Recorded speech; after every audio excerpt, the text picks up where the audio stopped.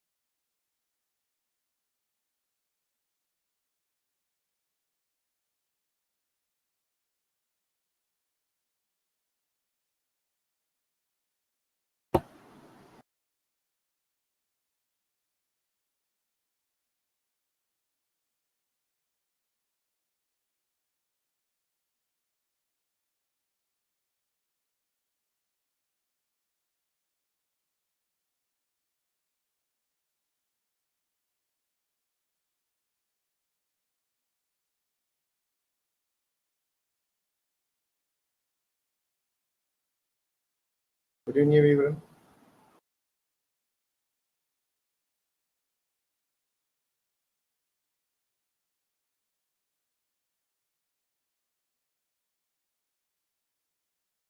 आज हम लोग टोटल इंटरनल रिफ्लेक्शन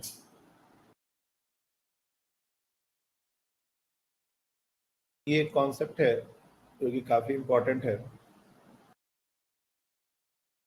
और ये तब होता है when a light ray goes from denser medium to rarer medium.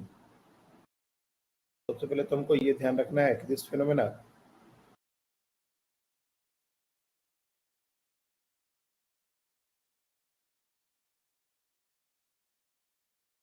occurs when a light ray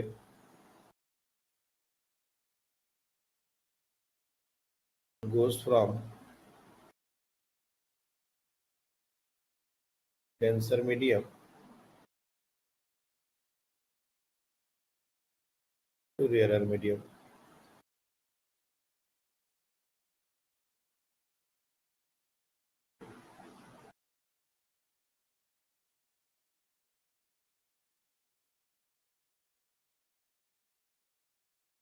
हम लोग एक इंटरफेस बनाएंगे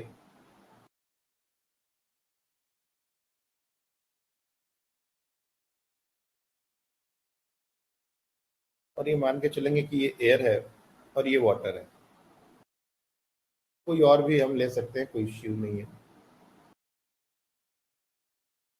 और कोई भी एक लाइट सोर्स है जो कि किसी डेप्थ पर पड़ा हुआ है और इसे डिफरेंट लाइट रेज निकल रही हैं। तो एक लाइट रे जो बिल्कुल सीधी निकलेगी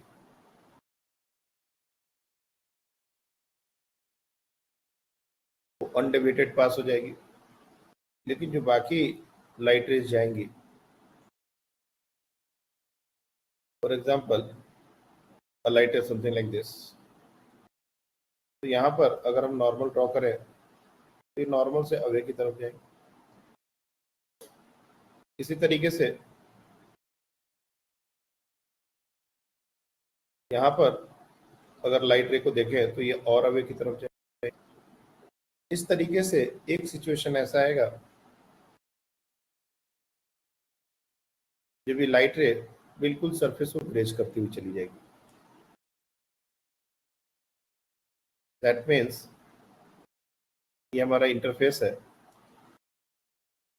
तो बिल्कुल ग्रेज करती हुई इस तरह से चली जाएगी और इस समय एंगल ऑफ रिफ्लेक्शन 90 डिग्री हो जाएगा।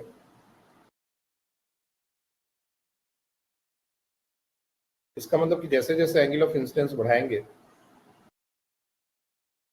एंगल ऑफ रिफ्लेक्शन बढ़ते बढ़ते एक सिचुएशन ऐसा आएगा जब रिफ्लेक्टेड रे ग्रेज करती हुई जाएगी। अगर हमने इससे एंगल ऑफ इंसिडेंस बढ़ा दिया तो उस केस में जो लाइट रे है वो वापस इसी मीडियम में रिफ्लेक्ट बैक हो जाएगी और इसी फेनोमेना को, this phenomena is called TIR, total internal reflection. No light ray is going out of the medium after this.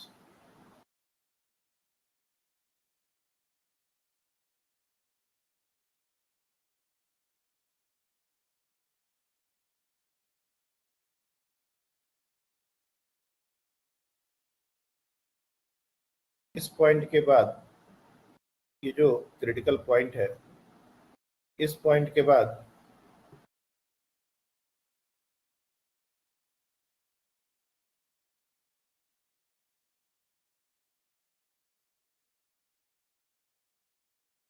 इस पॉइंट के बाद कोई भी एंगल हम लेते हैं थीटा सी से जस्ट बढ़, तो ये जो फेनोमेना है इसी को बोलते हैं TIR। इसलिए दो कंडीशंस इसके लिए हमारे लिए जरूरी है। पहले light ray goes from denser medium to rare medium, ये जरूरी है, बिना इसकी बात नहीं बनेगा। और दूसरा, angle of incidence like I should be greater than theta C. यहाँ पर इक्वालिटी भी नहीं लगेगा, ग्रेटर देन थीटा सी होना चाहिए। This is not TIR, this is TIR। तो 90 डिग्री का केस जो है वो TIR नहीं है, TIR उससे बड़ा है। अब यहाँ पर ये जो एंगल ऑफ इंसिडेंस होगा ये angle of reflection, I is equal to R, ये हमारा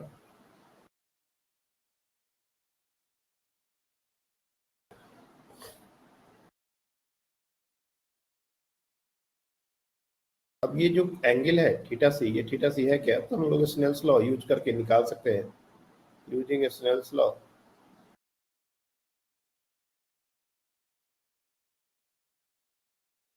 mu into sin of theta c is equals to 1 into sin of 90 degree, और इसी से यहाँ पर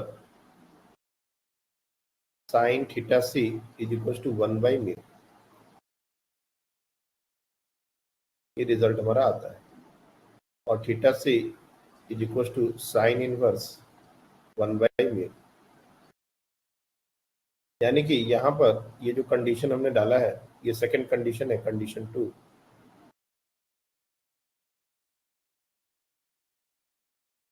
इसमें I को greater than sine inverse 1 by mu, इससे बड़ा होना पड़ेगा, तभी हमारा TIR होने का पॉसिबिलिटी। अगर बाहर का मीडियम एयर ना होता तो ये जो म्यू है ये हमारा म्यू रिलेटिव हो जाता है। इन केस ऑफ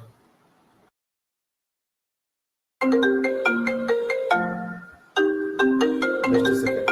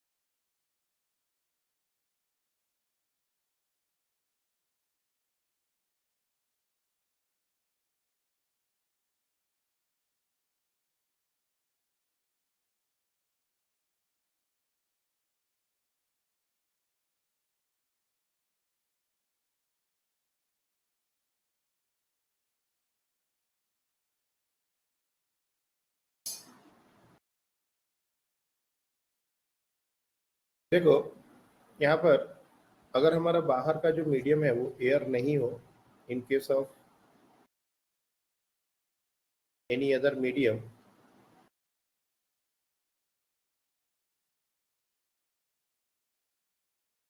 ये जो हमारा थीटा फॉर्मूला होगा सेम रहेगा, साइन इनवर्स 1 बाई म्यू, यहाँ म्यू की जगह म्यू रिलेटिव डाल देंगे।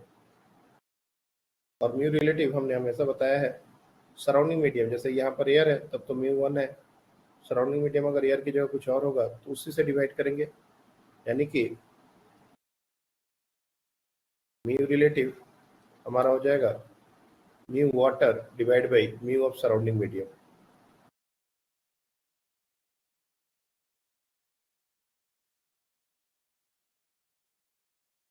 जो भी जिसमें लाइट जा रही है रेयर मीडियम उसके रेस्पेक्ट में बेसिकली, और या फिर इसको म्यू रेयर भी कर दो तो ज़्यादा अच्छा है, mu rare.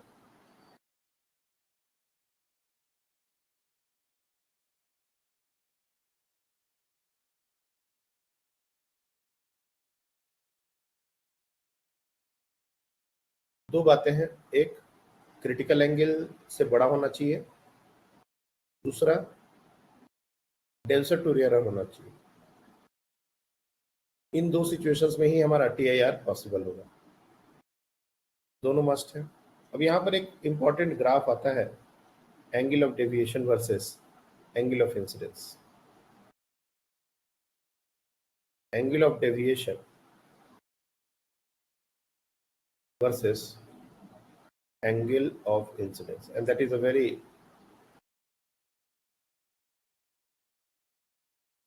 important graph.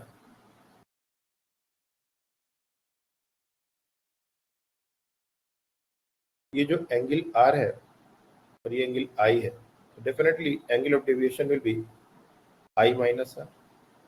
Delta initially हमारा क्या हो जाएगा, और I इज लेस और equal than theta C, delta का जो वैल्यू होगा वो R माइनस I है। और for I greater than theta C, delta जो होगा वो हमारा जैसा नॉर्मल रिफ्लेक्शन में होता है, इफ यू सी ये एंगल, यही हमारा एंगल ऑफ डेविएशन हो जाएगा, तो 180 माइनस 2 है बेसिकली, ये हो जाएगा पाई माइनस 2i।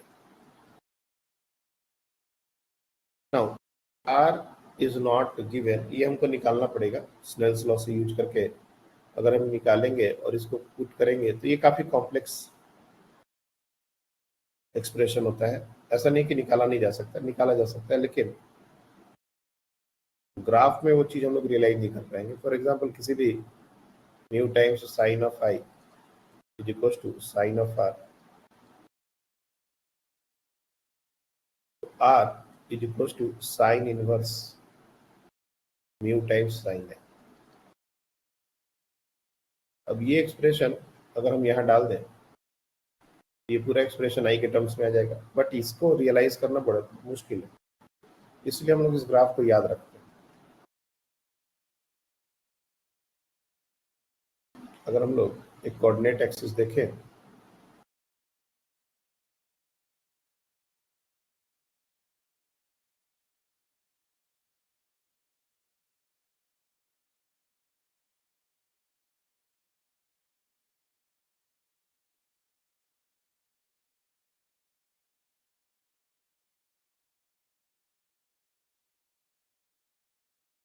तो डेफिनेटली जब आई 0 था, एंगल ऑफ डेविएशन 0 था, ये 90 डिग्री वाला जो पहला केस है, इसको देख के हम लोग रियलाइज कर सकते हैं आई जब 0 है उस समय डेविएशन 0 है, तो graph will definitely start from the origin. और इसका nature I is equal to theta C, यहां तक कुछ और रहेगा, और एंगल ऑफ इंसिडेंस ये हमारा 90 डिग्री से ज्यादा नहीं हो सकता,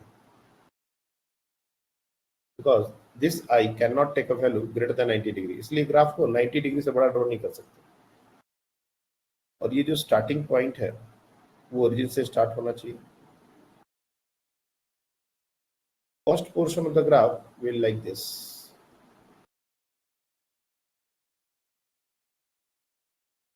ये कर्व होता है, और ये कर्व कैसा है पहले में हम लोग को ज्यादा सोचने की जरूरत नहीं है कि how this curve look like. Straight line नहीं होगा, बस इतना समझ आना चाहिए. और एक बार जैसे ही हमारा 85 के बराबर हुआ, जो वैल्यू है pi minus i is equals to pi minus 2i. This is positive slope, negative slope, positive intercept.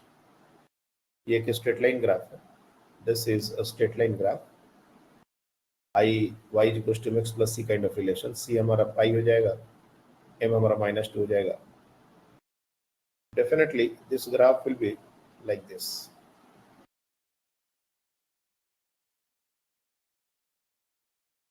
और यहाँ पर डिसकंटिन्यूटी, ये डिसकंटिन्यूटी डालना है.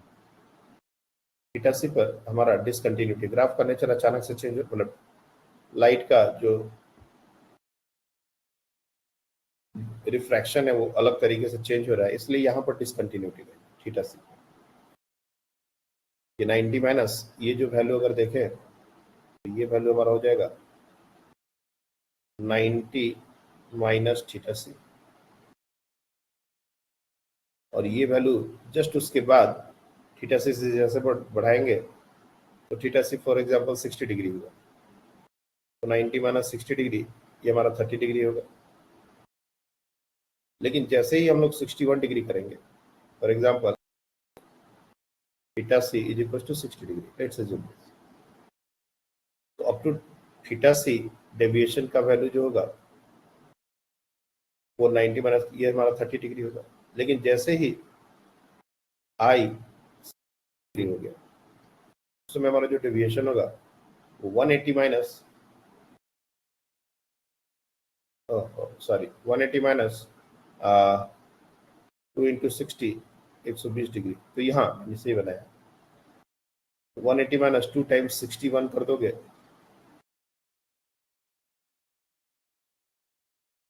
ये हमारा लगभग 30 से बहुत बड़ा वैल्यू आएगा, 60 से 58 के आसपास आएगा. एकदम से जंप होगा 30 से 58, एकदम से जंप. ये ग्राफ इंपॉर्टेंट है, डायरेक्ट भी पूछा गया है. Angle of deviation versus angle of incidence का ग्राफ. उसका एक क्वेश्चन जो पूछा जाता है वो ये कि एप्लीकेशन, अगर कोई भी ल्यूमिनस ऑब्जेक्ट है और वो सरफेस है किसी डेप्थ पर हमने इसको प्लेस किया है, that depth is d, refractive index is mu. ये एक ल्यूमिनस ऑब्जेक्ट है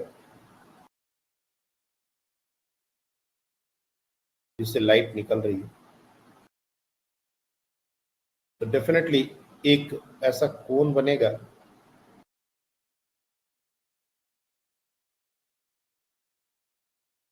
इसका ये सेमी वर्टिकल एंगल होगा और इसको हम लोग थीटा से बोल सकते हैं. जो भी लाइट रेज बाहर निकलेंगी वो इस कोन के भीतर वाली ही लाइट रेज होंगी. अगर इसको कवर कर दिया जाए, सर्कल को अगर कवर कर दिया जाए, तो इसके बाद जो भी लाइट रे होंगी वो बाहर नहीं निकल पाएगी. Suppose a light ray goes beyond this, it will return back to the same medium. यानी कि अगर इस ऑब्जेक्ट को से हाइड करना है तो we have to simply cover this circular area. जो भी लाइट रे बाहर निकल रही है वो इसी सर्कुलर एरिया से बाहर निकल रही है. तो इसका रेडियस कितना होगा ये हमसे पूछा जाता है. Minimum radius of this disc which is should be symmetrically placed above this object so that this object become invisible to the outside world. जो कॉन्सेप्ट है वो क्या कहता है, minimum radius of a disc, opaque disc,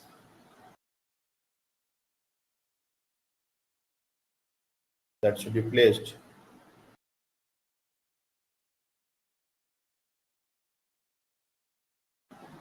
symmetrically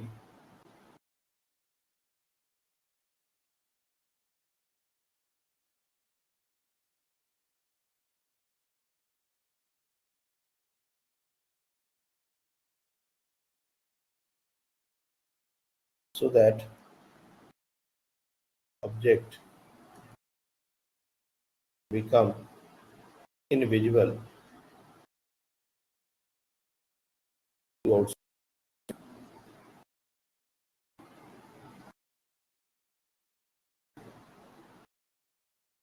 Basically we need this distance, this r, ये हमारा r है। उसके लिए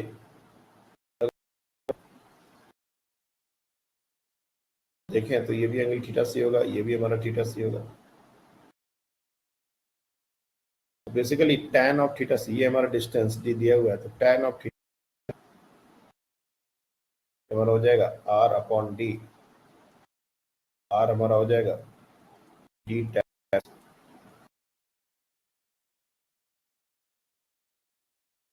और साइन थीटा सी हमारा 1/μ होता है। बाहर का मीडियम हमने एयर ले लिया है, तो इसके लिए tan थीटा सी हम लोग यहीं पर निकाल सकते हैं।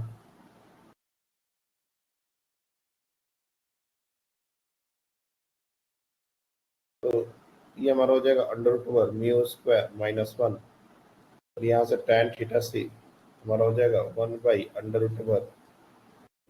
1। तो simply putting the value, radius का जो वैल्यू हो जाएगा वो हो जाएगा हमारा d divide by √μ² - 1।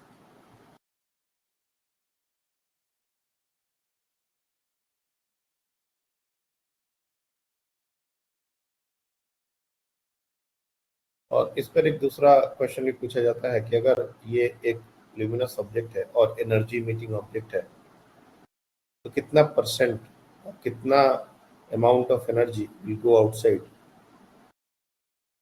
Fraction of energy that is going outside. तो उसके लिए अपने को ये सॉलिड एंगल का कॉन्सेप्ट यहाँ लगाना पड़ेगा। ये जो कोण बन रहा है, इसमें जितना सॉलिड एंगल होगा उस सॉलिड एंगल को 4π से डिवाइड कर देंगे तो हमको पता चल जाएगा फ्रैक्शन जितना वो निकल रहा है। Fraction of energy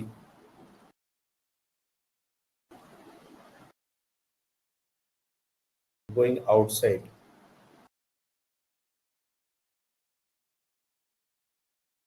the medium. Basically solid angle by 4π यही करना पड़ेगा अपने को। टोटल एनर्जी 4π एंगल में डिस्ट्रीब्यूटेड होती है, और ये सेमी वर्टिकल एंगल और सॉलिड एंगल में एक रिलेशन होता है, solid angle is equal to 2π 1 - cos of theta, where theta is the semi vertical angle।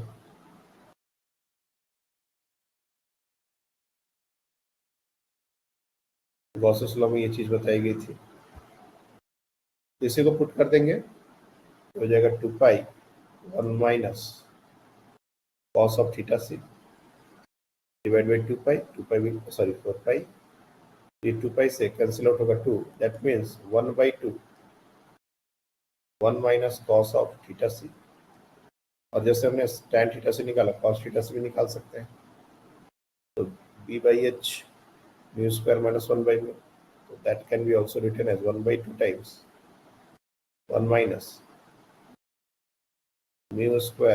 - 1 upon में।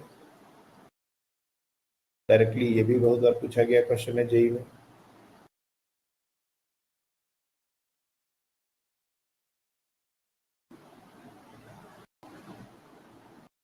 जितना लाइट उस डिस्क से बाहर निकलेगा, बेसिकली ये उस वही फ्रैक्शन, और उसके बाद कोई भी लाइट बाहर नहीं निकल पाएगा।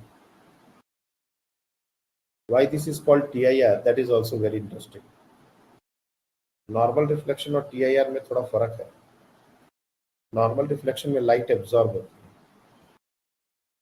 Difference between normal reflection and TIR।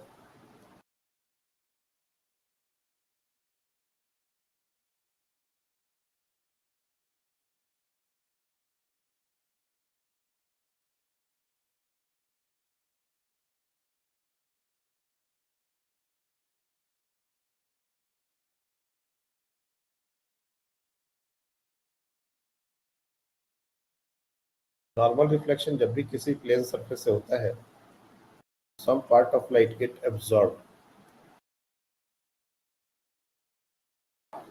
ये लाइट जब रिफ्लेक्ट बैक होती है तो सम पार्ट ऑफ लाइट गेट एब्जॉर्ब, यहाँ पर एब्जॉर्प्शन होता है। That mean there is some loss of energy.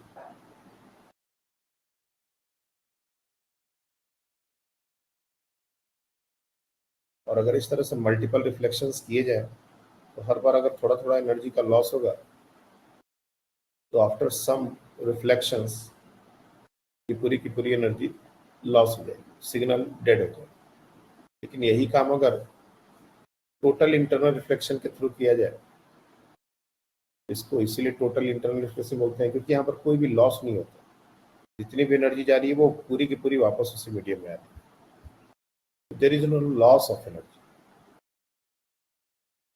अगर ये हमारा इंटरफेस है और कोई लाइट रे को हमने ये इंश्योर कर दिया कि ये यहाँ पर जाए और इसका TIR हो, तो ये पूरी की पूरी वापस आएगी, नो लॉस।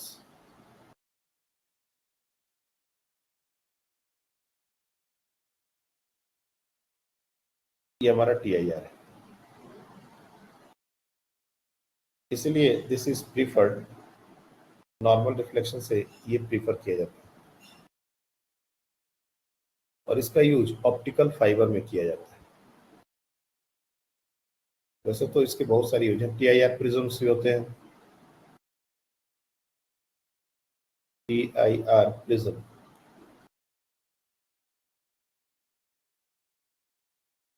फॉर एग्जाम्पल ये हमारा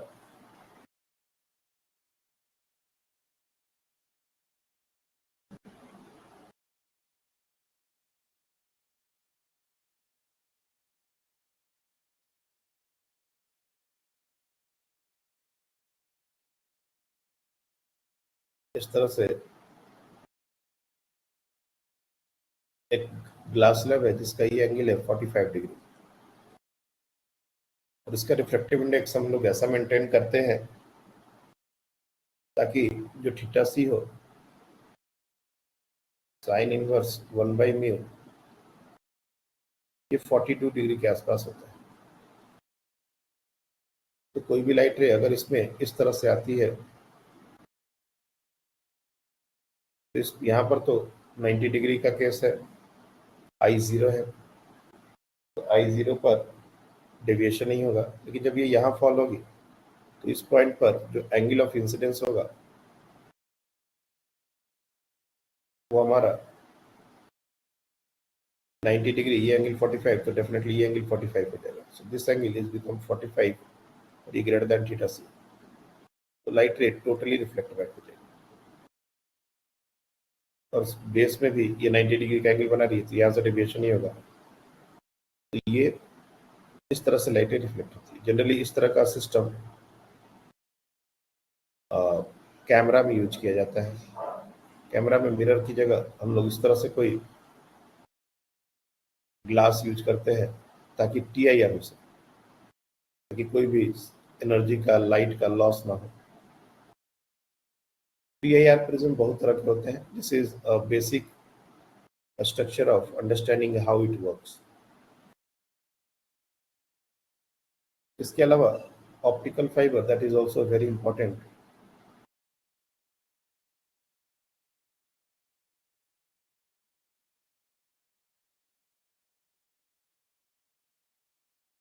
ऑप्टिकल फाइबर बेसिकली इनका यूजेस बहुत सारे हैं। मेडिकल साइंस में भी बहुत यूज है इसका। नॉर्मल कम्युनिकेशन में जितने भी अभी इंटरनेट के केबल्स बैठते हैं, गीगा फाइबर केबल,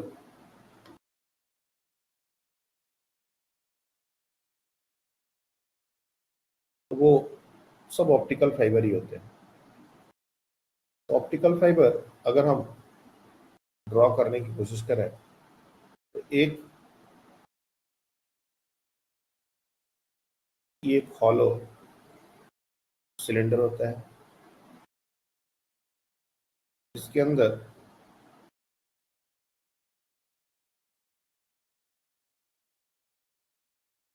ये एक सॉलिड सिलेंडर होता है Basically, this is another medium. This is not hollow, and this outer jacket is another medium. ये जो आउटर कवरिंग है वो एक तरीके से प्रोटेक्टिव लेयर का भी काम करती है, बोलते हैं डबल लेयर। ये जो अंदर का पार्ट है इसको बोलते हैं कोर, और ये जो होता है इसको बोलते हैं क्लैडिंग।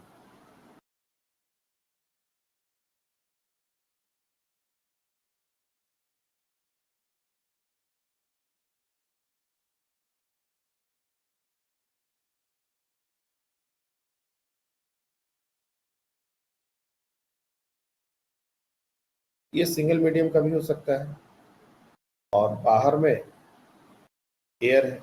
ये कोर का रिफ्रैक्टिव इंडेक्स N1 है, इसका N2 है, और बाहर एयर है।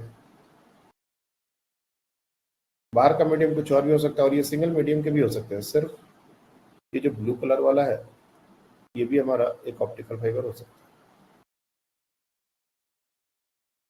है। This itself is an optical fibre. कि हमारा एयर जो है वो हमेशा से एक रेयरेस्ट मीडियम रहा है। अगर यहाँ का रिफ्रैक्टिव इंडेक्स N रख दें, डेफिनेटली कोई भी लाइट इसके अंदर जाएगी तो TIR की पॉसिबिलिटी होगी। बट द प्रॉब्लम इज यहाँ पर कोई भी लाइट को अगर अंदर भेजेंगे तो TIR नहीं होगा। उसके लिए अपने को एक एक्सेप्टेंस कोन बनाना होता है। दैट मीन्स अगर यहाँ से कोई लाइट रे जाती है तो ये जो एंगल होना चाहिए ये क्रिटिकल एंगल से ज़्यादा होना चाहिए, तभी ये लाइट रे वापस यहाँ आएगी। और एक बार TIR यहाँ पर मेंटेन हो चुका तो हर जगह TIR होगा ही, और इस तरह से ये आगे बढ़ती चली जाएगी। तो ये जो एंगल है ये θc से बड़ा हो, इसके लिए अपने को कंडीशन बनाना पड़ेगा। सिमिलरली अगर यहाँ पर भी कोई लाइट रे सपोज इंटर हो रही है तो पहला रिफ्रैक्शन इंटरफेस पर ही होता है।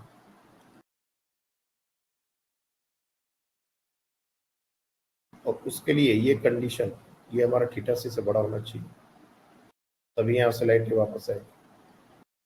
What should be the condition? इसको बोलते हैं एक्सेप्टेंस कोण। पहले हम लोग एक सिंगल मीडियम के लिए इसको कोशिश करेंगे समझने का। ये हमारा है थीटा, और उसके बाद जब मल्टीपल जैसे कोर भी है, क्लैडिंग भी है, बाहर का मीडियम एयर ना हो कि कोई और मीडियम भी है, तब वो एक्सप्रेशन कैसा दिखेगा वो भी देखेंगे। ये बहुत बार पूछा गया क्वेश्चन है। बेसिकली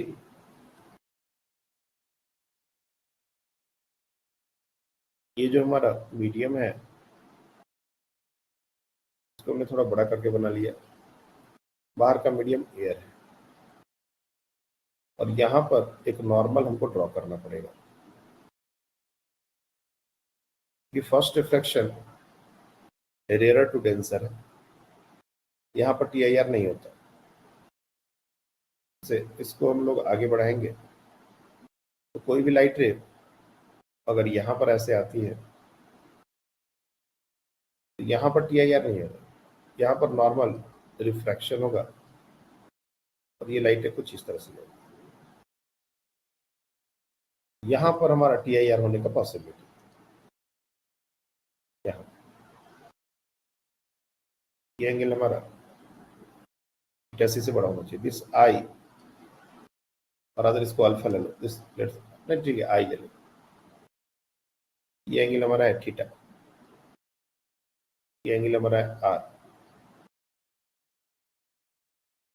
तो एक तो कंडीशन हम लोग को पता है रेयर टू डेंसर, ये मीडियम हमारा N है।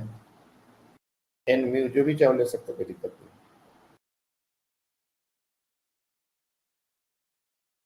For TIR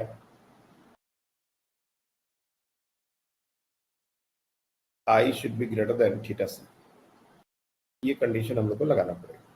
लेकिन I का मिनिमम वैल्यू θc से बड़ा होना चाहिए, ये इंपॉर्टेंट है। आई का minimum value should be greater than theta C, minimum value of I. इसलिए यहाँ पर एक इस कंडीशन में हम चाहते हैं कि कोई भी लाइट जो इसके अंदर जाए तो सब टी आई आर हो, उसके लिए मिनिमम वैल्यू ऑफ आई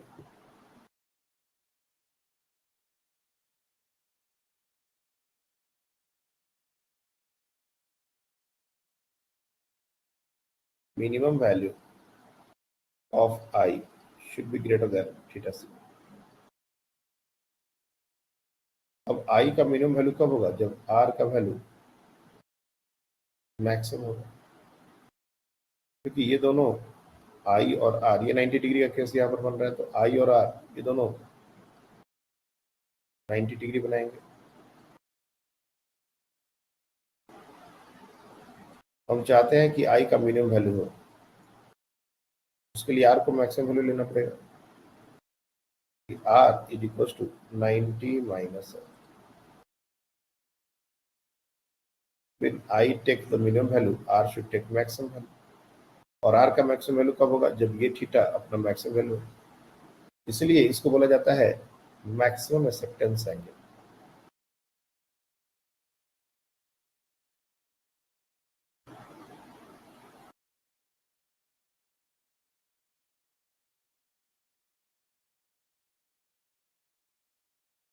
क्योंकि अगर थीटा से, अगर हमारा थीटा जो भी हमने वैल्यू निकाल रहे हैं, जिस वैल्यू के लिए हम लोग सॉल्व करेंगे, उससे अगर छोटा ले लेंगे, आर उससे छोटा होगा और आई बड़ा ही होता चला जाएगा। लेकिन अगर थीटा उससे बड़ा ले लिया, जिस वैल्यू को हम कैलकुलेट करना चाहते हैं उससे बड़ा ले लिया, तो आर बड़ा हो जाएगा, और आर अगर बड़ा हो जाएगा तो आई छोटा हो जाएगा। यहाँ पर ये भी हमको समझना पड़ेगा कि आई जो है वो 90 माइनस आर है। लेट्स अज्यूम एक आई का मिनिमम वैल्यू, उस मिनिमम वैल्यू से छोटा नहीं हो सकता है, आई को थीटा सी से बड़ा करना पड़ेगा। इस पूरे कंडीशन को कुछ इस तरह से समझ लो।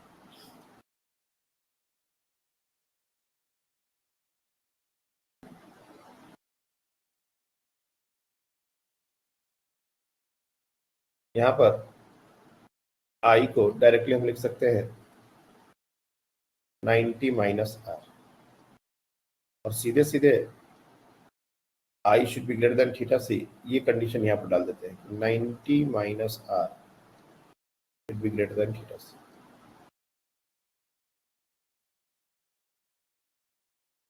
आर का वैल्यू अगर एक लिमिट से बड़ा हो गया तो ये इक्वलिटी होल्ड नहीं करेगी, इसलिए आर का वैल्यू एक लिमिट से बड़ा नहीं होना चाहिए। और आर का वैल्यू एक लिमिट से बड़ा कब नहीं होगा? जब थीटा एक लिमिट से बड़ा ना हो। उसी को बोलते हैं मैक्सिमम एक्सेप्टेंस एंगल। ये जो टर्म आया है मैक्सिमम एक्सेप्टेंस एंगल, और ये एक्सेप्टेंस कोण, इसको अगर इसको सर्कल बना दें, एक कोण जैसा बना दें,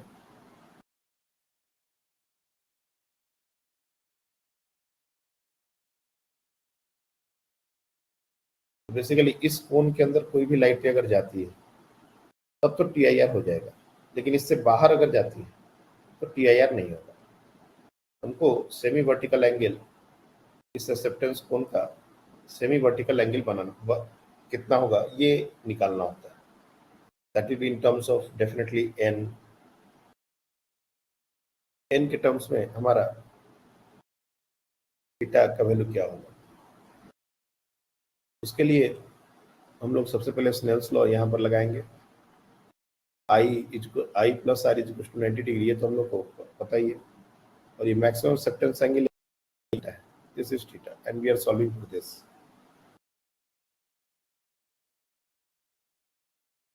तो आर का इसके अकॉर्डिंग मैक्सिमम वैल्यू आएगा, and which is equal to 1 into sine of theta is equal to mu, और अदर एन, हमने एन लिया तो एन ले लो, N into sine of R.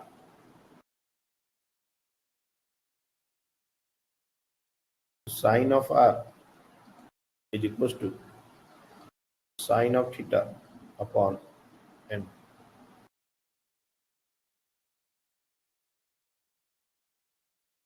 ये हमारा साइन ऑफ आर आ गया। और अगर हमको कॉस ऑफ आर निकालना हो तो ये हो जाएगा 1 minus sine square theta upon n square under root. इसकी जरूरत पड़ेगी। आई का वैल्यू अगर हम यहां से देखें तो ये हो जाता है 90 minus I is equal to 90 minus I. इन दोनों कंडीशंस को एक साथ मर्ज करो। क्या है कंडीशन हमारा? For T I R I should be greater than theta C. This implies sin of I should be greater than sin of theta c. Now sin of I को हम लोग 90 माइनस आर, आई को 90 minus are अगर लिखे, sin minus R is greater than sin theta सी।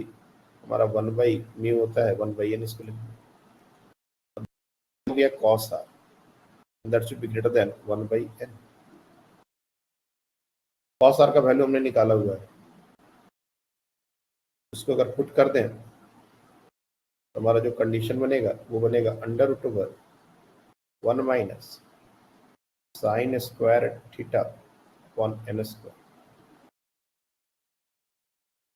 दोनों तरफ quantity positive है, इसलिए अगर स्क्वायर करेंगे तो इनइक्वालिटी चेंज नहीं होना चाहिए।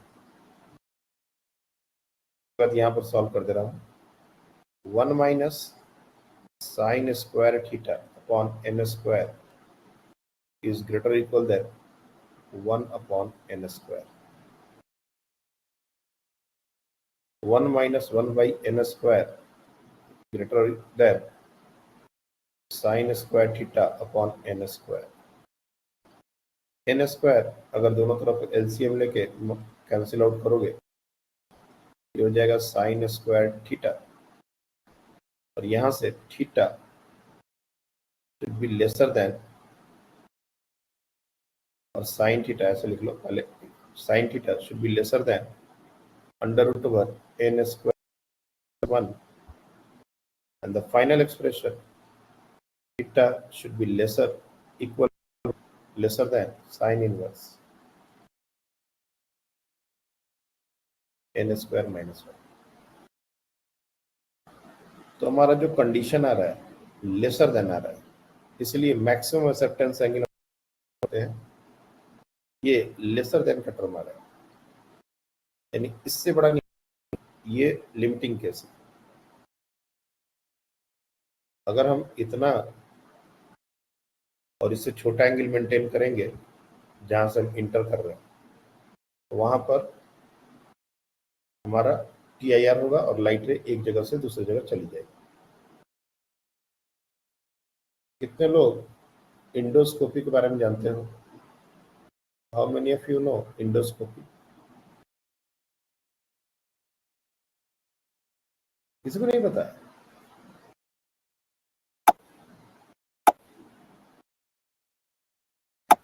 हाँ, यहाँ पर तो इतने सारे डॉक्टर फैमिली के बच्चे हैं, ऐसा तो हो ही नहीं सकता कि इंडोस्कोपी नहीं जानते हो। इंडोस्कोपी में बेसिकली स्टमक में जो प्रॉब्लम होती है उसको डिटेक्ट करने के लिए कैमरा, लाइट, इसको भेजा जाता है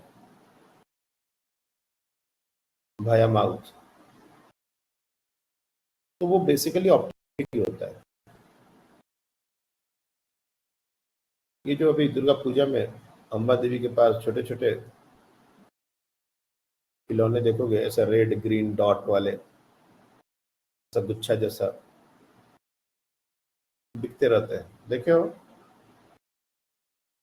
ग्रीन रेड ऐसा गोल गोल घूमता है व्हाइट कलर का, that is also optical fibre.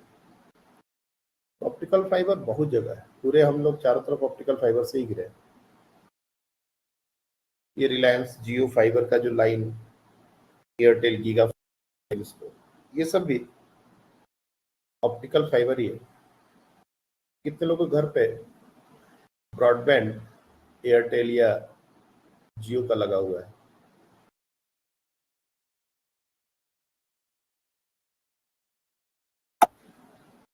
जब इंस्टॉल हो रहा था तो देखिए उस पाइप, वो जो वायर है उसके अंदर क्या था? What is inside that wire, वो जो मशीन होती है जो उससे वो लोग ज्वाइन करते हैं, basically that is nothing, cable नहीं होता उसके अंदर, वो एक सिंपली पाइप होता है, पतला सा पाइप, एक मीडियम है वो और कुछ नहीं। इसके अंदर कोई भी कॉपर नहीं होता। इट्स नॉट लाइक कि जैसे हम लोग इलेक्ट्रिक वायर के अंदर कॉपर होता है, वैसा कोई कॉपर नहीं। दो पाइप होती है एक के अंदर एक बस, और ये जो अंदर वाली पाइप होती है इसी से हमारा सिग्नल पास करता है। तो इसको जोड़ने का जो तरीका है वो बड़ा अजीब है। जैसे कॉपर वायर को क्या हम लोग ऐड के जोड़ देते हैं, लेकिन अगर दो ऑप्टिकल फाइबर को ज्वाइन करना हो तो उसके लिए मशीन्स आती हैं उसको ज्वाइन करने के लिए। तो घर में जब ऑप्टिकल फाइबर लग रहा होगा तो जो मोडेम्स के साथ जो वायर आता है उससे जब कनेक्ट करते हैं तो वहां पर एक कनेक्शन की जरूरत पड़ती है, जो बाहर से कनेक्शन आता है उसको करने के लिए एक मशीन के अंदर पतला सा वायर लगा के दोनों को दे के ज्वाइन करते हैं। तो अगर गौर से देखे होंगे तो ये सब चीजें दिखी होंगी। अगर ये हमारा, ये तो सिंपल वाला केस है, this is the simple one. लेकिन अगर मान लो ये N1 और N2 वाला केस हो गया, बाहर एयर ही है, तो अपने को कुछ नहीं करना, ये N की जगह N1/N2 डाल देना है। अंदर का मीडियम N1 है, बाहर का N2 है। सो जो सेकंड सिचुएशन और जो फर्स्ट केस है, फॉर फर्स्ट केस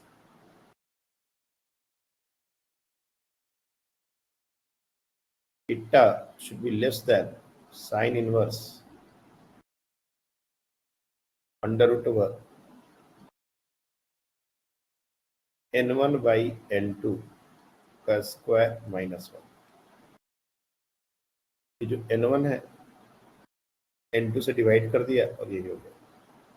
बाहर में अगर एयर ना हो के कोई और मीडियम है तब हम लोग को थोड़ा सा और काम करना पड़ जाएगा।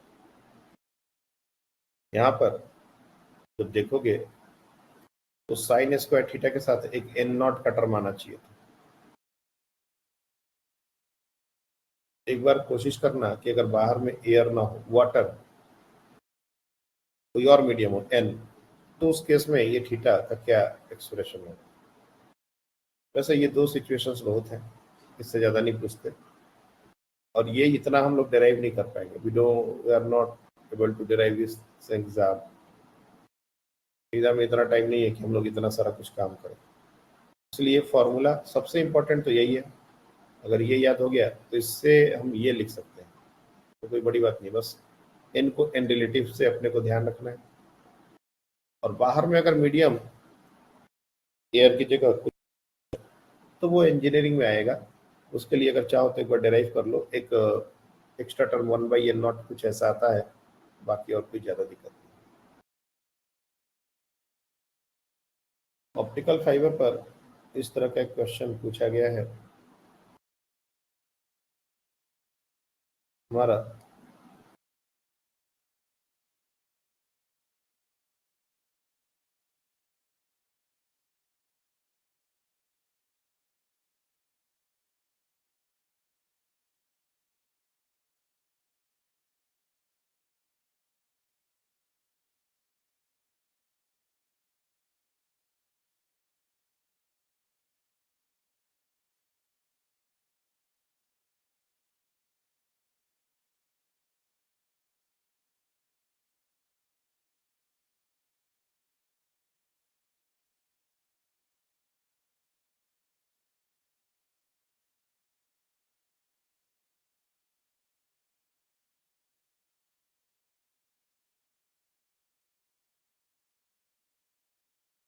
इस तरह से एक optical fibre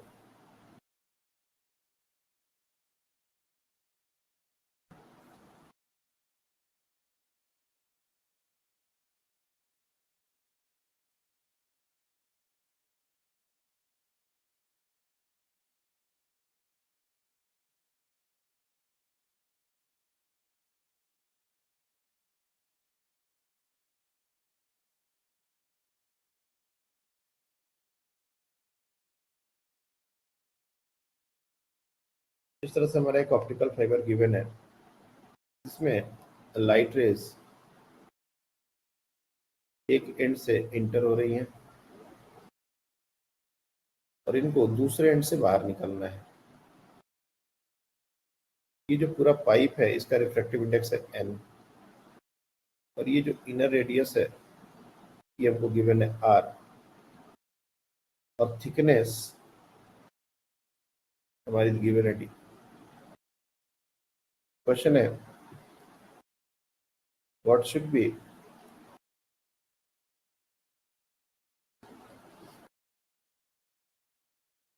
the value of n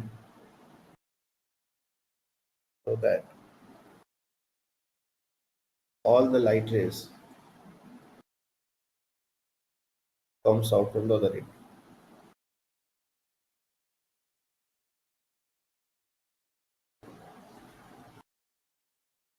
दूसरे एंड से बाहर आ जाए इसके लिए अपने को n का वैल्यू क्या होना चाहिए, ट्राई कीजिए।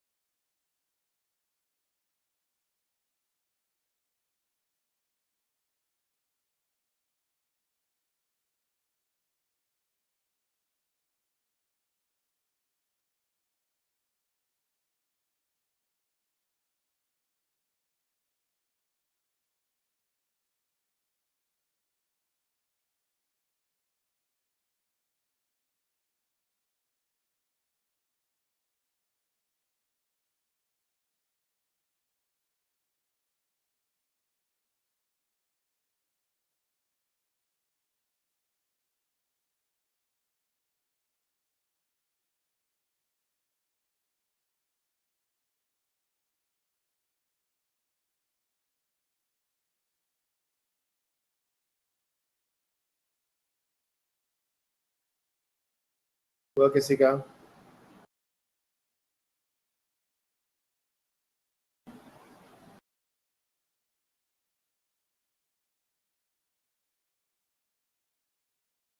यहाँ पर जो भी लाइट रे इन कर रही हैं हम एक्सट्रीम लाइट रेस के बारे में सोचेंगे। एक लाइट रे जो इस वॉल से बिल्कुल क्लोज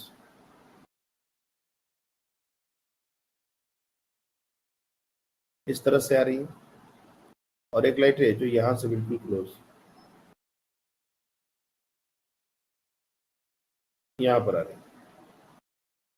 अब दोनों पॉइंट पर अगर नॉर्मल ड्रॉ किया जाए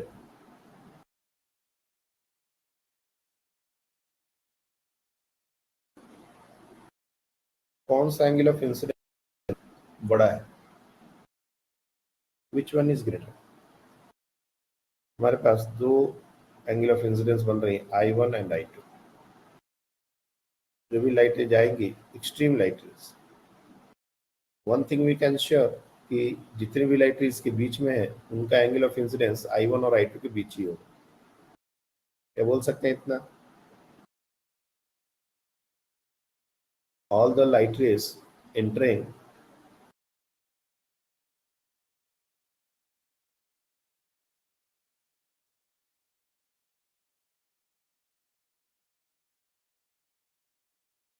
must have angle of incidence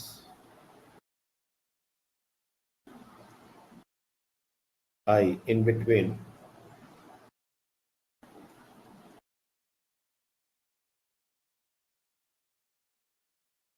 sorry I1 is lesser than ये I2 ये I1 इन्हीं के बीच में लाई करेगा I2 is less than equal to I is less or equal than I.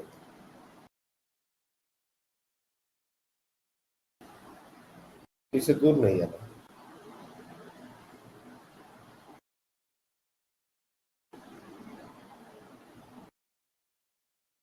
इसको अगर हम क्रिटिकल एंगल से ज्यादा प्रूफ कर दे तो सारी लाइट रेज TIR सफर करेंगी, ये कंडीशन वैलिड हो जाएगा I1 को या I2 को।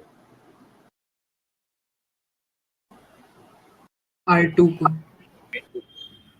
तो हमको पता है कि क्रिटिकल एंगल के लिए I जो होना चाहिए ये θc से बड़ा होना चाहिए। अगर हम I1 को कंडीशन में डाल देंगे तो I2 से छोटा है, हो सकता है क्रिटिकल एंगल से छोटा पड़ जाए, लेकिन अगर I2 को डाल देंगे तो ये श्योर है कि इससे ज्यादा सब जितने भी लाइट रेज है इससे ज्यादा ही एंगल बनाएंगे। रादर देन कि हम I1 को करें या किसी और लाइट रे को करें, I2 जो मिनिमम एंगल है उसी को θc से बड़ा हमको इंश्योर करना पड़ेगा। That means I2 should be greater then θc। तो I2 बेसिकली है क्या? तो अगर हम यहाँ पर देखें, यहाँ पर एक परपेंडिकुलर ड्रॉप कर दो तो ये हमारा इनर रेडियस है और ये एक राइट एंगल ट्रायंगल बन रहा है। तो ये जो हाइपोटेनियस है ये हमारा हो जाएगा R प्लस डी। तो थिकनेस डी है तो ये हमारा R प्लस डी है। और sine I2 is nothing but equals to I divided by R plus D. मतलब I2 should be greater than theta c. That means sin I2 should be greater than sin theta c. और sin I2 का value हमारा है R divided by R plus D, B greater than 1 by mu और 1 by n। अब यहाँ पर एक चीज ध्यान रखनी है कि 1 by 3 is greater than 1 by 4। लेकिन अगर हम क्रॉस मल्टीप्लिकेशन, हाँ सीधे सीधे क्रॉस मल्टीप्लिकेशन करते हैं क्योंकि हम लोग रिवर्स करेंगे तो इनइक्वालिटी चेंज हो जाएगा। That means 3 is lesser than 4। तो अगर हम इसको रिवर्स करेंगे तो इनइक्वालिटी चेंज होगा, नहीं तो डायरेक्टली क्रॉस मल्टीप्लाई कर दोगे तो हमको ज़्यादा दिक्कत नहीं होगा। सिमिलरली तुम चाहो तो इसको रिवर्स कर दो, इनइक्वालिटी चेंज कर दो, ये क्रॉस मल्टीप्लाई कर दो। क्रॉस मल्टीप्लाई कर देंगे तो हमारा हो जाएगा n should be greater then R plus D upon R। That means n should be greater than 1 plus D by R।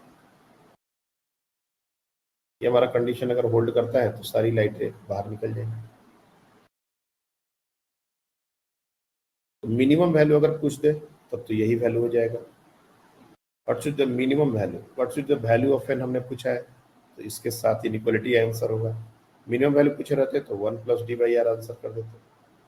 तो इस तरह से क्वेश्चन हमारे पूछे जाते हैं। PIR के ऊपर एक और क्वेश्चन मैं अभी शेयर करता हूँ। ये समझ आ गया?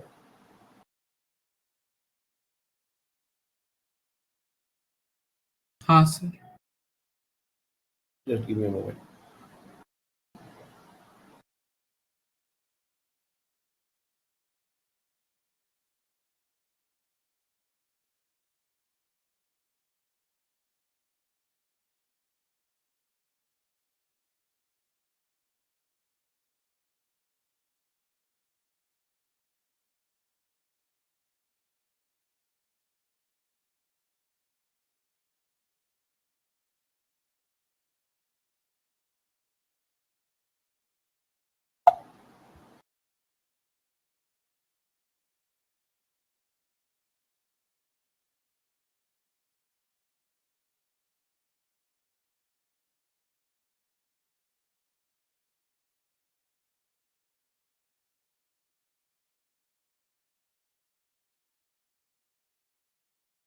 Try this one.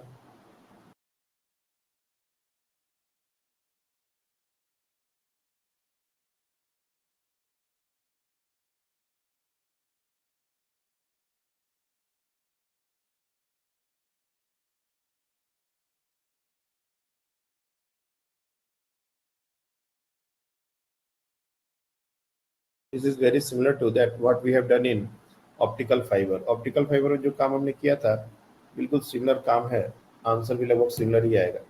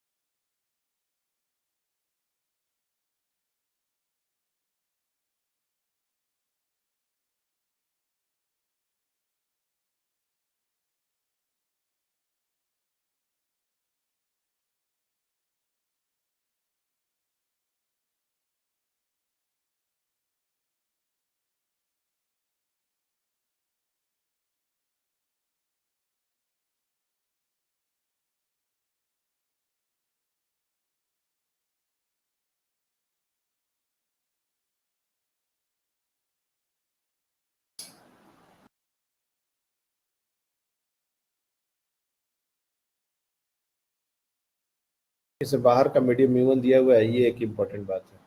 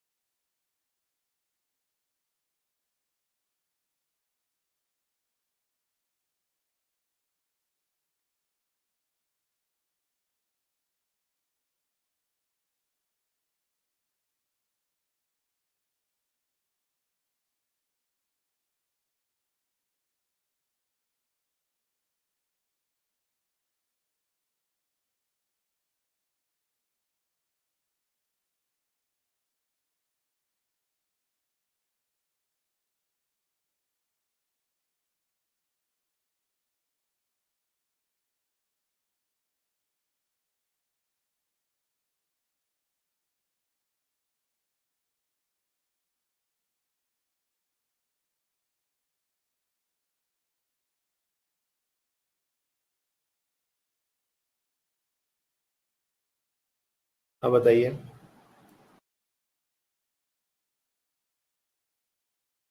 Sign inverse. Sine inverse, एक मिनट।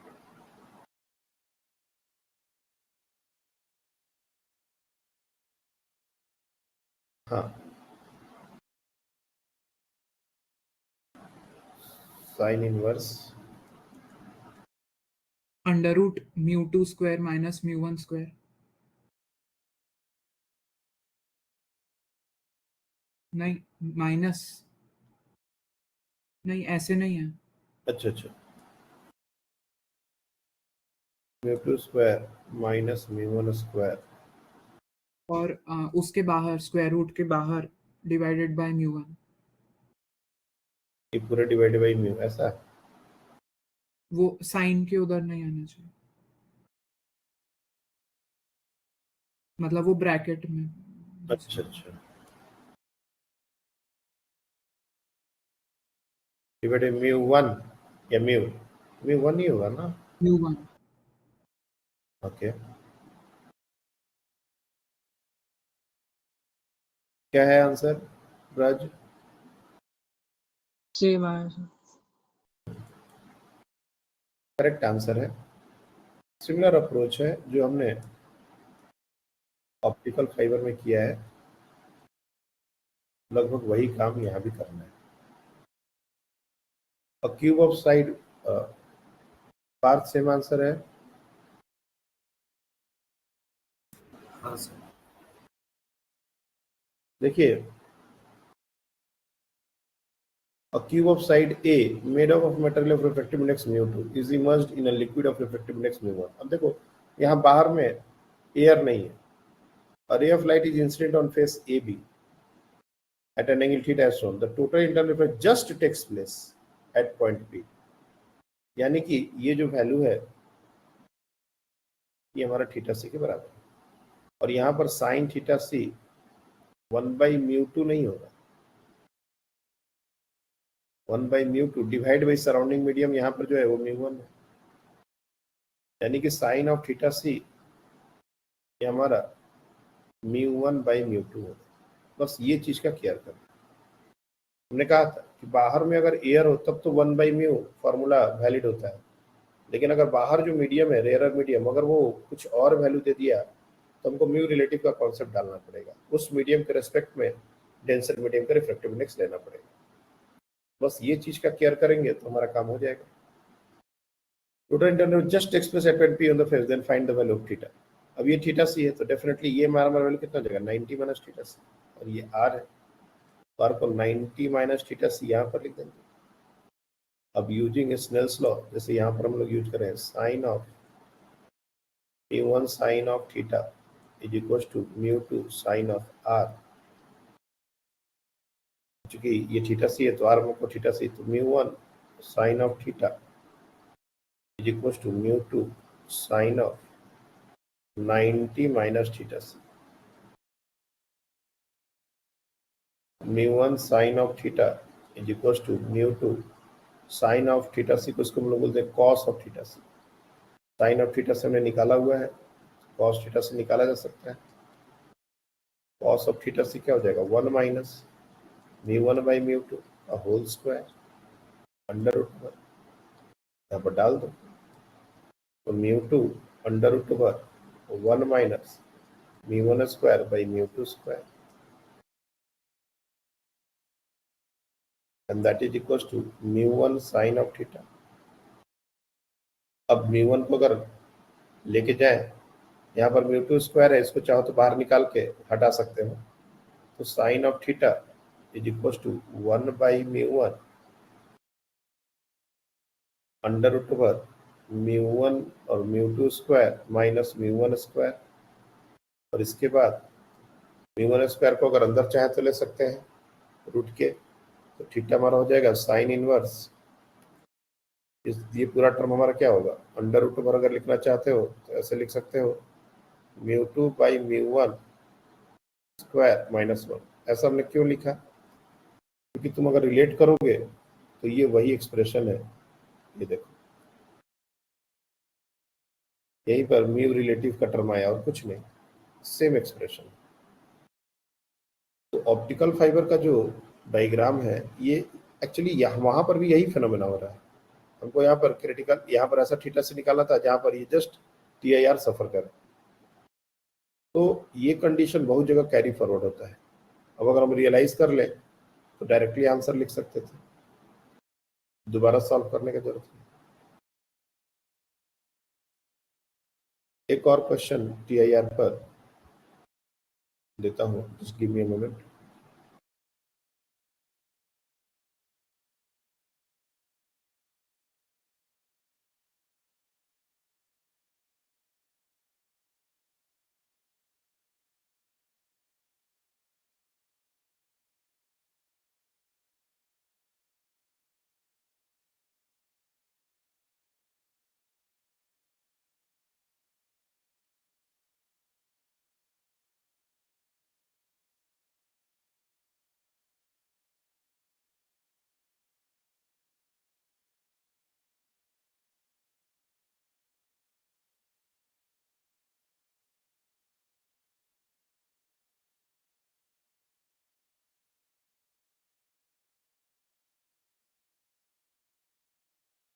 तो try this one.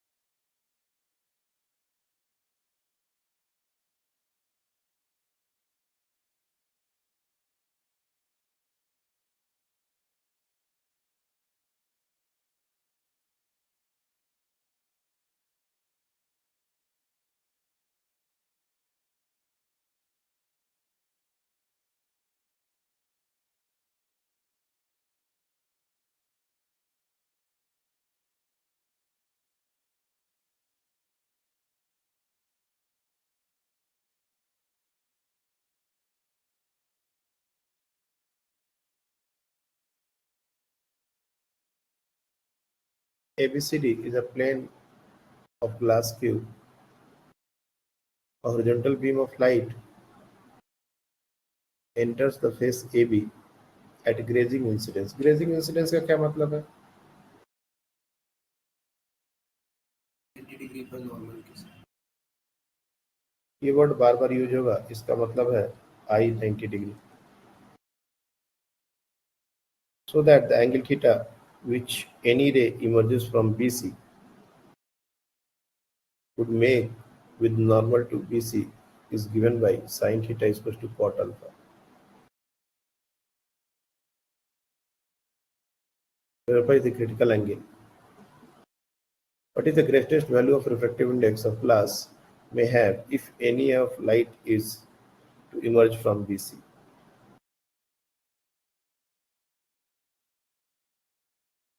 ABCD is a plane of glass cube. A horizontal beam of light enters the face AB at a grazing incidence. Okay, so that angle theta, which any ray emerges from BC, would make with normal to BC is given by sin theta is equal to cot alpha.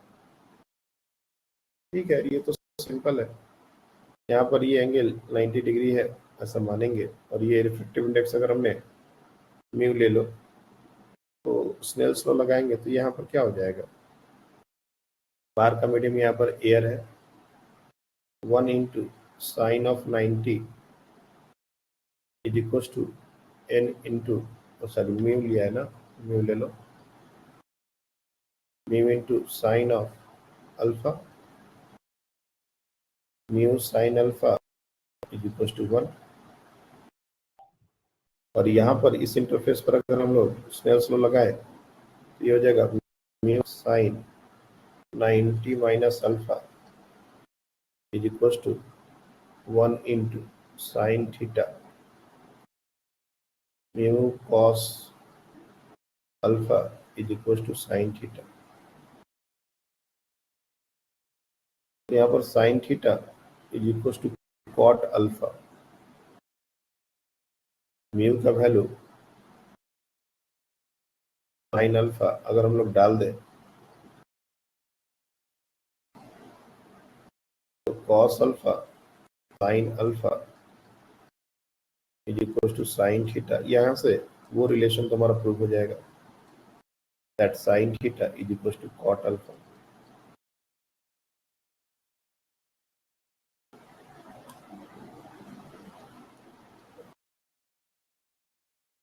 What is the greatest value that the refractive index of glass may have if any of the light is to emerge from BC? BC से कोई भी light ray बाहर निकल जाए, इसके लिए mu का value क्या होगा? ये अच्छा क्वेश्चन है. Second part of this is a good question, इसका न्यूमेरिकल वैल्यू आएगा, ट्राई करो.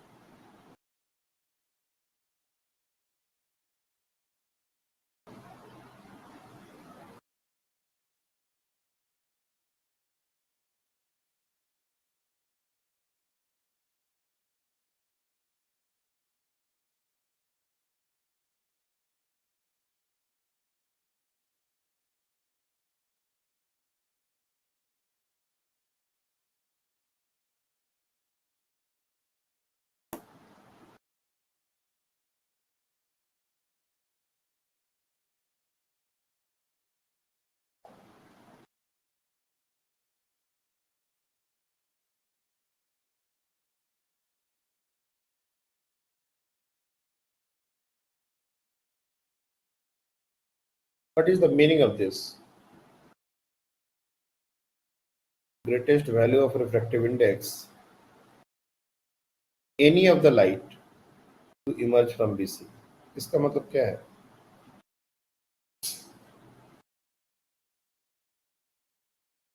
R पॉइंट पे TIR नहीं होना चाहिए. गुड. इसके लिए कंडीशन क्या बनाना पड़ेगा? 90 माइनस अल्फा को क्रिटिकल एंगल से छोटा हो. 90 माइनस अल्फा.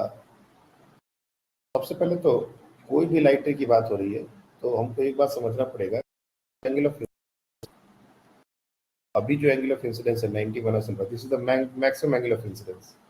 इससे बड़ा एंगल नहीं हो सकता कि हमने ऑलरेडी ये 90 डिग्री के बराबर ले लिया है। ये अल्फा अपने मैक्सिमम वैल्यू पर है, तो ये मिनिमम वैल्यू पर है। Alpha having the maximum value, ये 90 माइनस अल्फा ये मिनिमम वैल्यू पर है। तो अगर ये मिनिमम वैल्यू, इसका क्या हो सकता है, what is the maximum value of this angle, जब ये अपना मिनिमम वैल्यू पर होगा और हम मैक्सिमम वैल्यू को भी अगर क्रिटिकल एंगल से छोटा कर दें, या के लिए हमारा कंडीशन क्या है,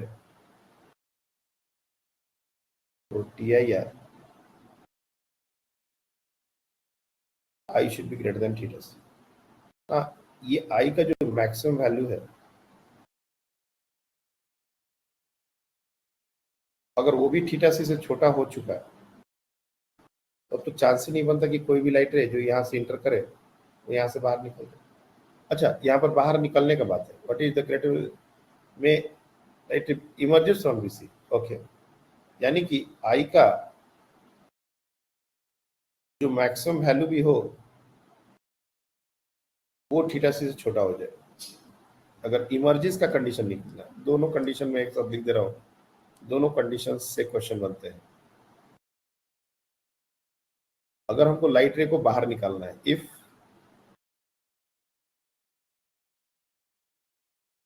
फॉर लाइट रेस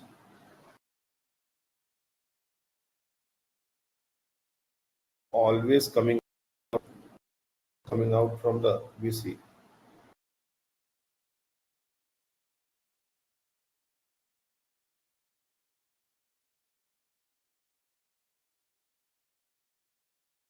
इसका मतलब कि आई का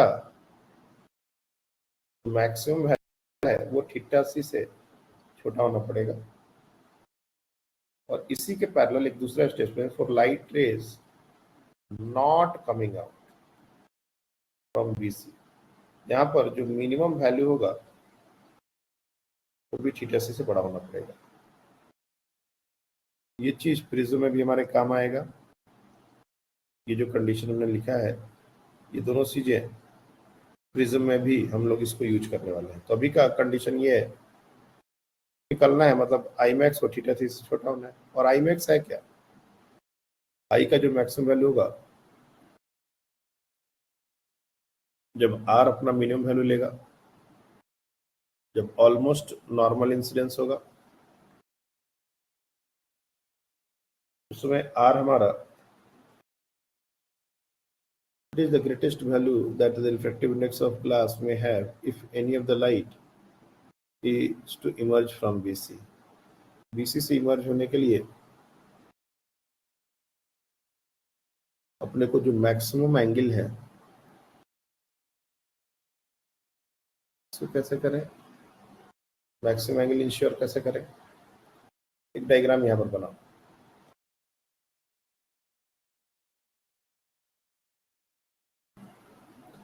एक नॉर्मल यहाँ पर बनाओ। अब कोई भी लाइट रे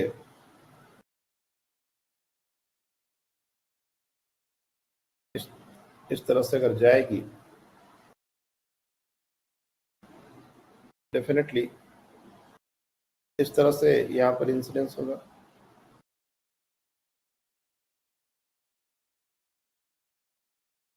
ये हमारा आई आर है और ये हमारा आई है। ये आई प्लस आर हमेशा 90 डिग्री होगा, ये तो हमको समझ में आता है, आई प्लस आर 90 डिग्री। अगर हमको आई के मैक्सिमम वैल्यू पर जाना है तो आर का मिनिमम वैल्यू करना पड़ेगा। आर का मिनिमम वैल्यू कब होगा, जब ये एंगल ऑफ इंसिडेंस थीटा ये छोटा होगा तो आर भी छोटा होगा। ये मिनिमम कितना हो सकता है, 0 हो सकता है ऑलमोस्ट। आर भी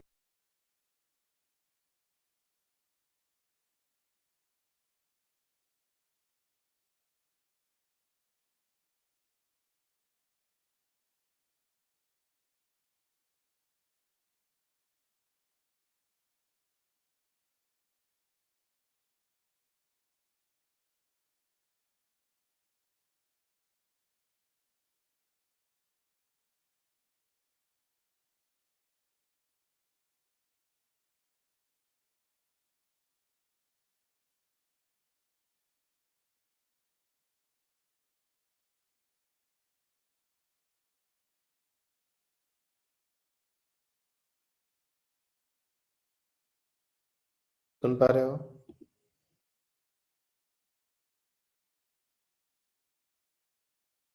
हाँ सर। एक्चुअली लाइट चली गई अभी।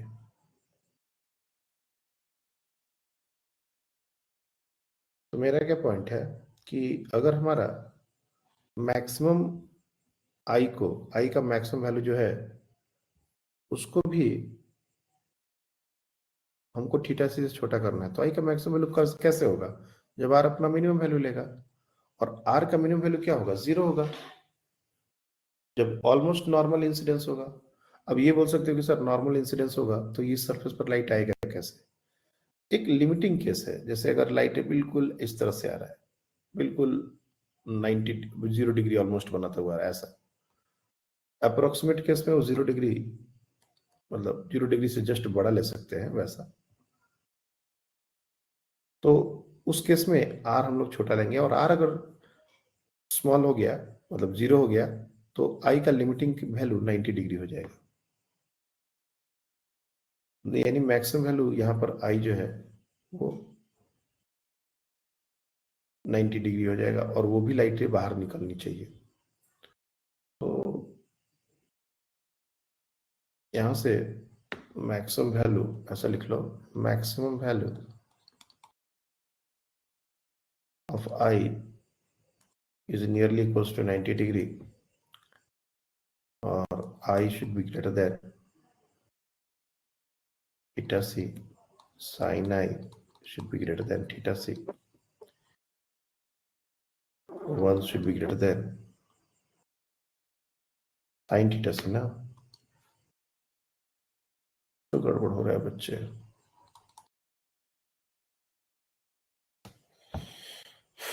One should be greater than 1 by mu। कुछ तो गड़बड़ हो रहा है, रुको 1 मिनट।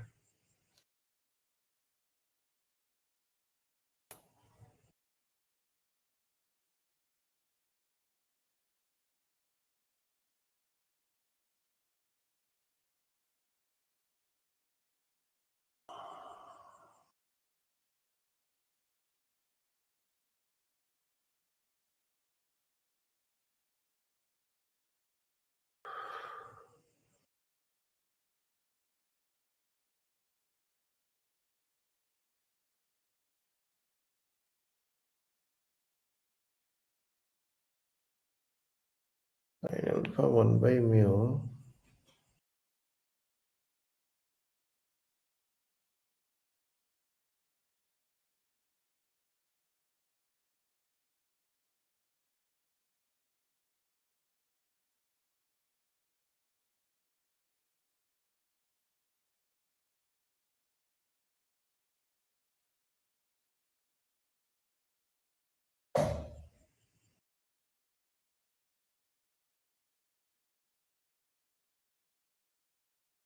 कुछ तो, या म्यू ग्रेटर देन 1, ये कंडीशन नहीं होता है। Maximum value I 90 degree R 0।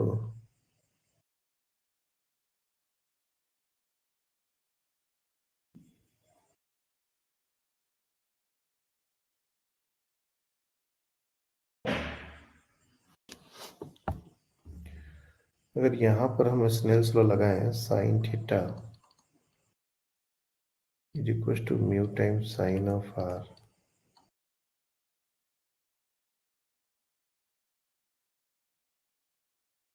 ये हमारा हो जाएगा साइन थीटा बाई साइन। ये थीटा 0 होगा तो ये पूरा 0 ही हो जाएगा। ये जो वैल्यू आता है ना, ये √2 के बराबर आता है। 1 मिनट, कुछ तो गड़बड़ हो रहा है। सर उसमें कंडीशन था ना कि बीसी सरफेस से बाहर आना चाहिए। हाँ, what is the greatest value of, तो बीसी सरफेस से बाहर आना चाहिए, इसी पर तो टीआईआर का कंडीशन लगा रहे हैं हम लोग।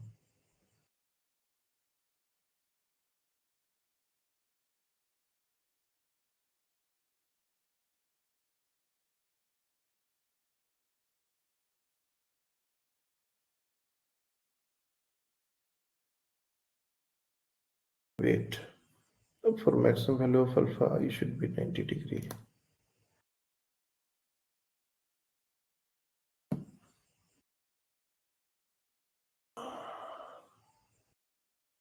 सर वो म्यू से कम मतलब म्यू की वैल्यू 1 से कम होनी चाहिए तब होगा क्या?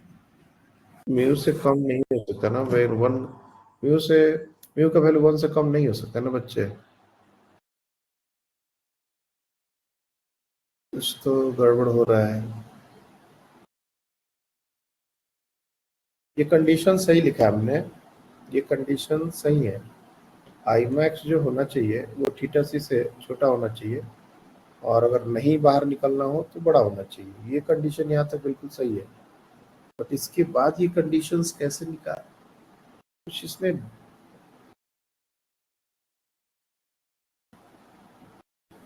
ये हमारा बीसी सरफेस है,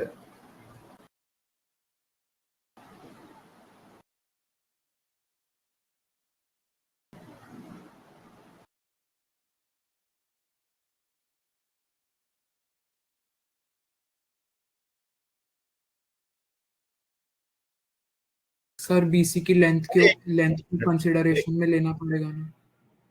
फिर से बोलो। बीसी की लेंथ को कंसिडरेशन में लेना पड़ेगा ना, मतलब अगर वो 90 डिग्री पे ही फॉल हो रहा है। ऐसा नहीं है, वो लेंथ का बात नहीं है।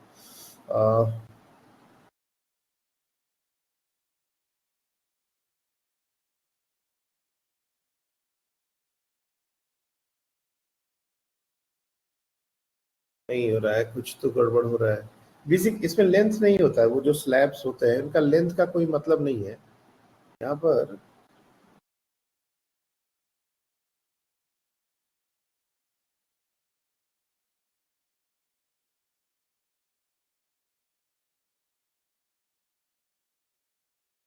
साइन अल्फा 1/म्यू,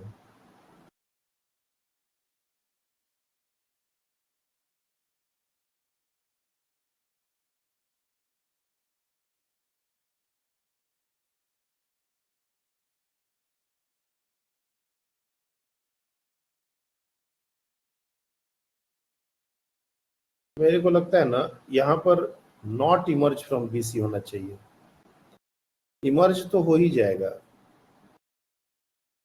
इमर्ज नहीं होने का कंडीशन हम लोग बना सकते हैं, उस केस में मिनिमम वैल्यू लेना पड़ेगा, और आई का मिनिमम वैल्यू तब होगा जब आर मैक्सिमम वैल्यू लेगा। हाँ वही कंडीशन है। एक मिनट, देख रहे क्वेश्चन में कुछ तो गड़बड़ है। ये light ray not to emerge from BC, यहाँ पर एक नॉट लगाते हैं, रुक जाओ, और इसके लिए सॉल्व करते हैं, क्योंकि इमर्ज करने पर ये जो कंडीशन आ रहा है ये गलत नहीं है। म्यू 1 से बड़ा होगा तो कोई भी लाइट रे बाहर जाएगी, नहीं जाने का कंडीशन होना चाहिए, और वो हम लोग अभी एक बार निकालते हैं। जो आंसर है वो एक बार चेक कर लेते हैं। तो I equal to I plus R equal to 90 degree. अब हम लोग को नहीं निकालना हो तो क्या करना पड़ेगा, नॉट कमिंग फ्रॉम आई का मिनिमम वैल्यू थीटा सी से बड़ा करना पड़ेगा, यानी कि आर का मैक्सिमम वैल्यू, आई क्या है हमारा 90 माइनस है, तो आई का जब मिनिमम वैल्यू निकालना हो तो आर का मैक्सिमम वैल्यू लेना पड़ेगा, और आर का मैक्सिमम वैल्यू कब होगा, जब एंगल ऑफ इंसिडेंस 90 डिग्री के बराबर हो, यानी कि for I to have minimum value, R to have its maximum value, और आर का मैक्सिमम वैल्यू कब होगा, जब theta should have its maximum value।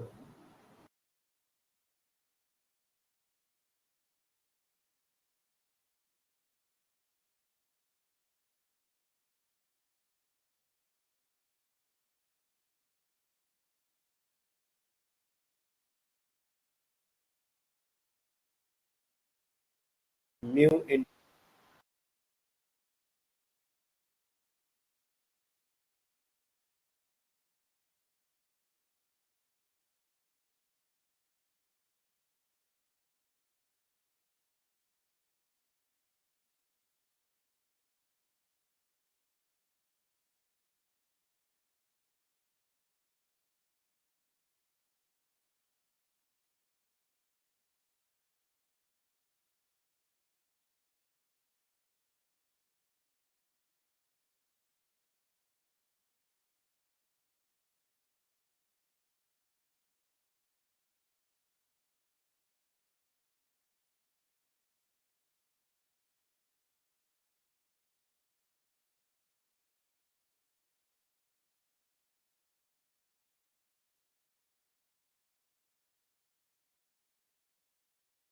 सुन पा रहे हैं सब लोग?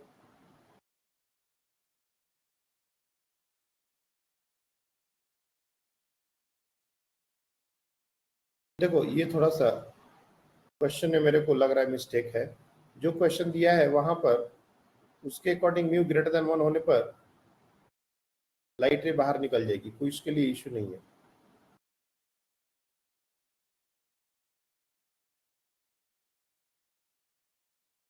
वन से अगर बड़ा कोई भी लाइट रे हुआ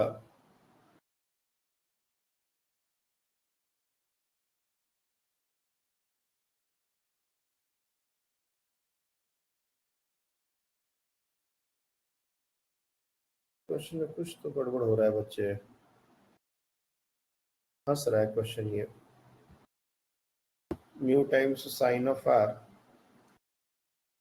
यहाँ से हमारा साइन आर का मैक्सिमम वैल्यू 1/म्यू आ जाएगा।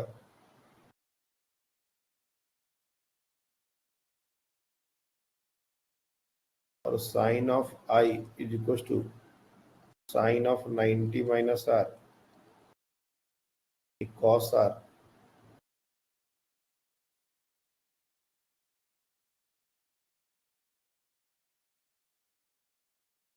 ये फिर से एक बार डिस्कस कर देंगे, रुक जाओ।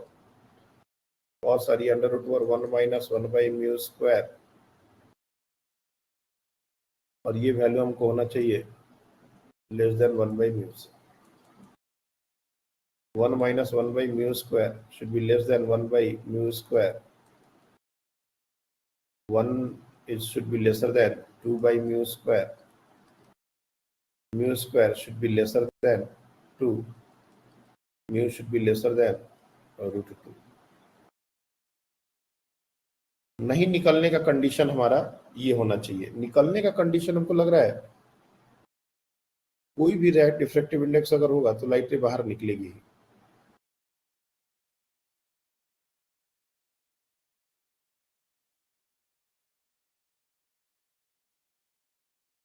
Not to emerge out from BC, question ये बनना चाहिए, ठीक है।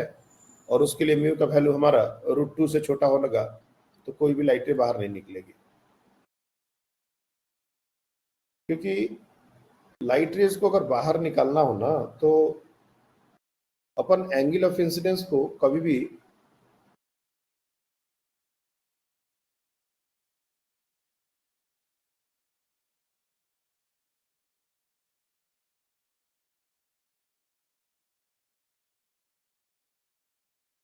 ये क्वेश्चन नेक्स्ट डे डिस्कस करेंगे, ठीक है। दोबारा ये दोनों में स्टेटमेंट में हम ही बोलते बोलते कंफ्यूज हो रहे हैं। इसको तुम लोग ट्राई करना, नेक्स्ट क्लास में इसको कंटिन्यू करेंगे।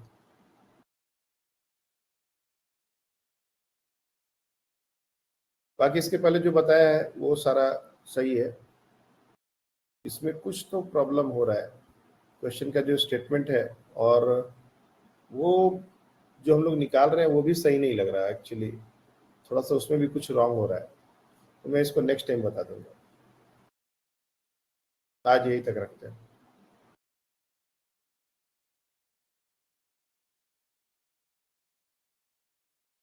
Thank you.